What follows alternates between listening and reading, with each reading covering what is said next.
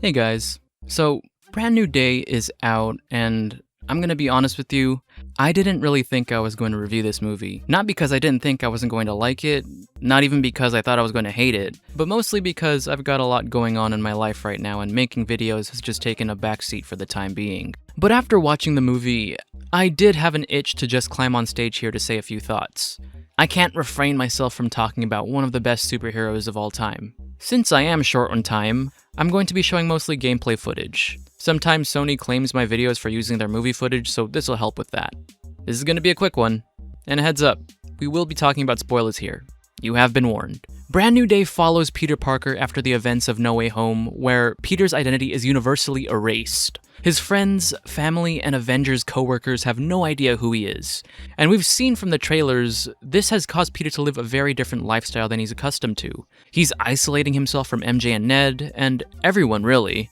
He only talks to his AI and his co-worker cops who don't know him personally. Where we pick up now in this film, Peter is absolutely miserable. He's going through this weird hormonal transition stage where the spider part of his DNA is going out of whack and overriding his human side.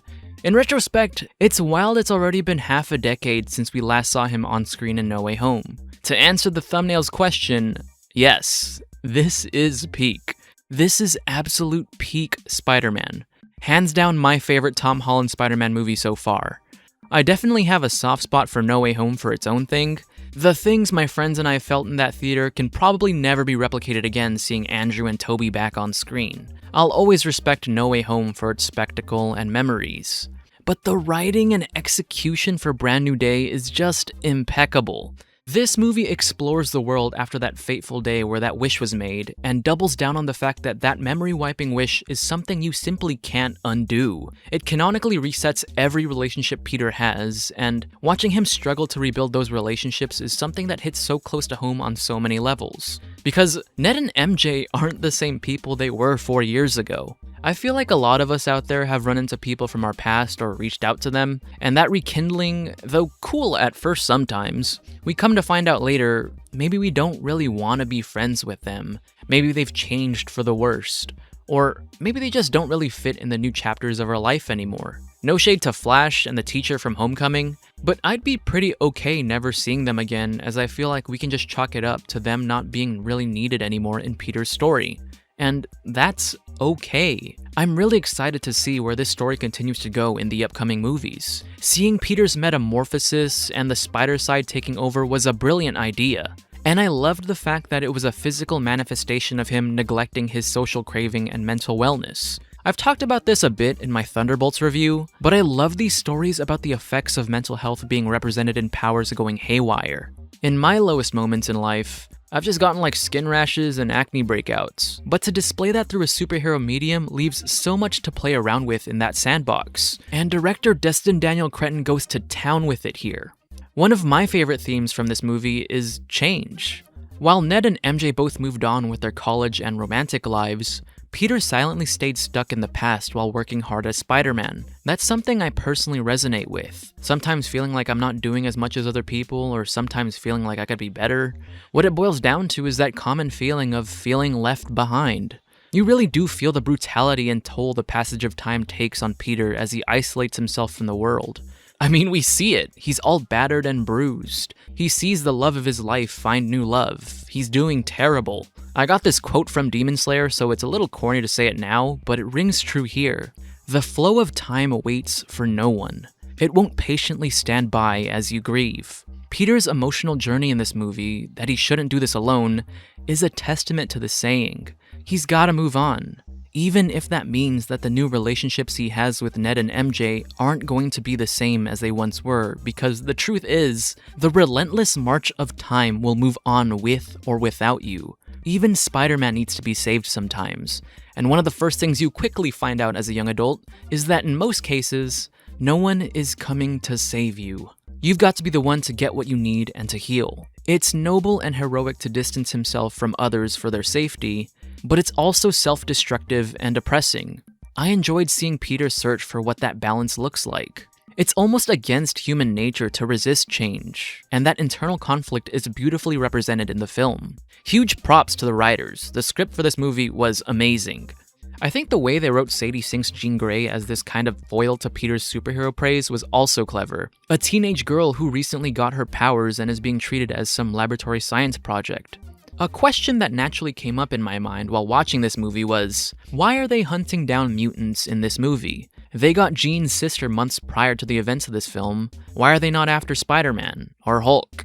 Well, turns out, this is a climactic revelation that the damage control team did indeed have a failsafe contingency in the event that they decided that Spider-Man stepped out of line. They designed special sonar guns to dismantle Spider-Man's web shooters in the event that they needed to arrest him. It's safe to assume they got contingency plans for all the heroes they're working super close with. That scene with Spidey and MJ on the rooftop where Jean possesses her is also really compelling. The moment starts with MJ leading Peter on, as if she's at the tip of remembering him. Peter's all hesitant for a good bit, as he's a steward of sacrificing his own wants for MJ's safety. But then he eventually crumbles under the temptation after years of loneliness that compounded on top of him finally all bubbles up and he warmly embraces her as if things never changed. But then the filmmakers pull the rug right under our feet by spinning that around to a sickening degree when Jean whispers to Peter to cherish her body, as he is at his most vulnerable state. It's so disgusting, it's great. I love that we as the audience slowly realize that that actually isn't MJ speaking as Peter hugs her tighter and cries harder. My fiance literally said, "That's not her, is it?"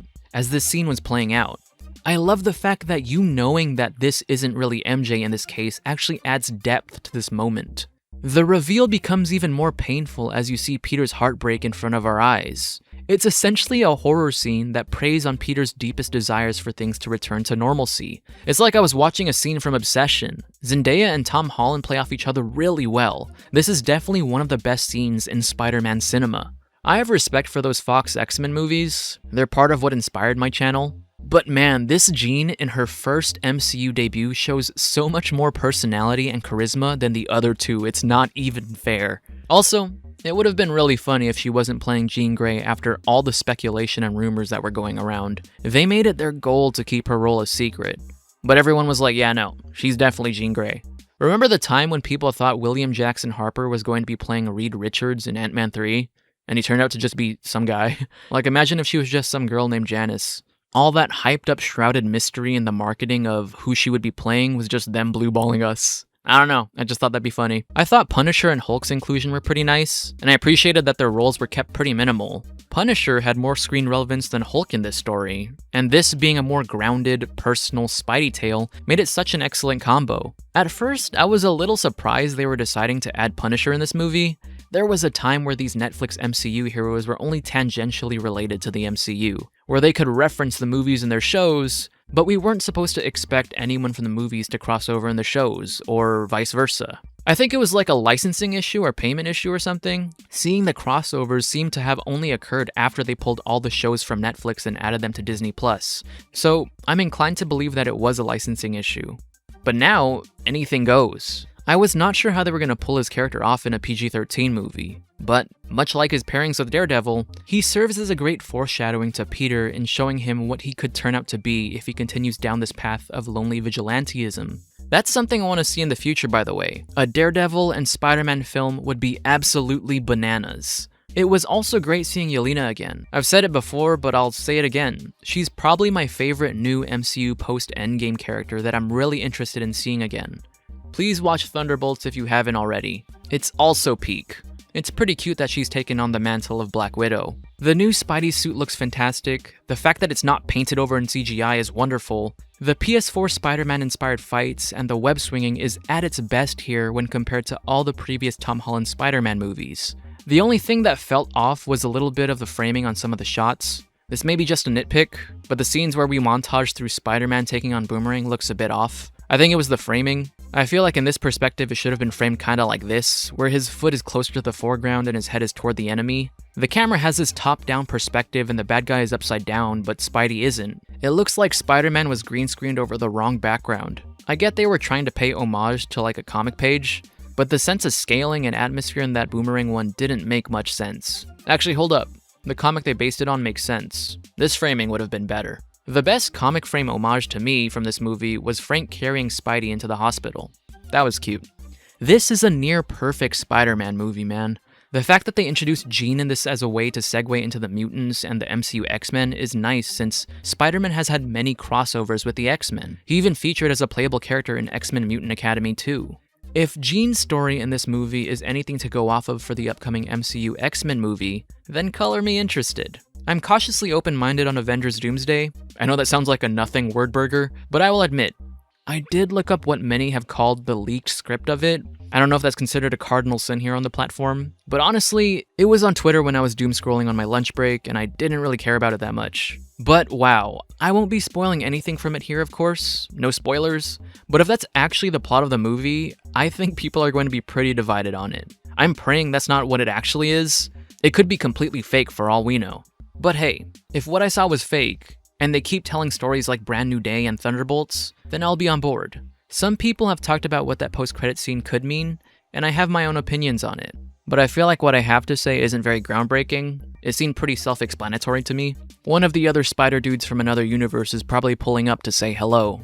All in all, this is the type of Spider-Man story I live for. Stories where grief and responsibility are recognizable even through the lens of a webbed mask. Stories that show cathartic healing from past mistakes. Peter inviting Jean to look inside his mind for Aunt May to be the one to bring her back to humanity is one of the most Spider-Man things Spider-Man can do. I'd love to talk more about this movie, dude, but I'm really short on time. This was literally a last-minute emergency video I needed to make. What did you think of Brand New Day? Let me know down in the comment section below. And for more of my videos, just click right here.